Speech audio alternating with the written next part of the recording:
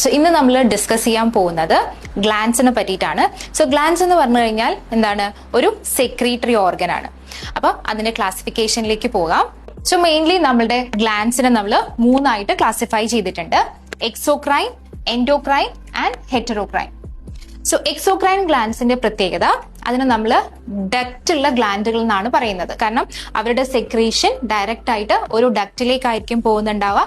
ആ ഡക്റ്റ് വഴി അത് എവിടത്തേക്കാണോ സെക്രീറ്റ് ചെയ്യേണ്ടത് ആ പെർട്ടിക്കുലർ ടാർഗറ്റ് ഏരിയയിലേക്ക് അത് പോകുന്നുണ്ടാവും. സോ അതിന് എക്സാമ്പിൾസ് പറയാം: salivary gland, sweat gland and lacrimal gland.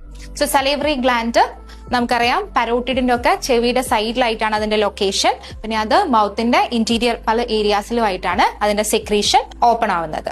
അതേപോലെ സ്വെറ്റ് ഗ്ലാൻഡ് നമ്മുടെ സ്കിന്നിന്റെ ഡീപ്പ് ലെയറിലാണ് അതിന്റെ ലൊക്കേഷൻ.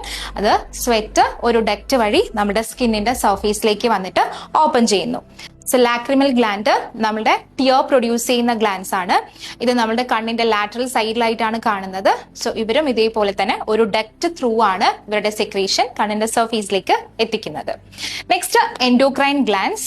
സോ ഈ എൻഡോക്രൈൻ ഗ്ലാൻസിനെ നമ്മൾ ഡക്ട്ലെസ് ഗ്ലാൻസ് എന്നും പറയാറുണ്ട്. കാരണം ഇവർക്ക് ഡക്റ്റ് ഇല്ല. അപ്പൊ ഡക്റ്റ് ഇല്ലാത്തത് കൊണ്ട് തന്നെ സെക്രീഷൻ ഡയറക്റ്റ് ആയിട്ട് ബ്ലഡിലേക്കാണ് ഇവരെ സെക്രീറ്റ് ചെയ്യുന്നത്. Examples: pituitary gland, thyroid gland and adrenal gland. So ഇവര്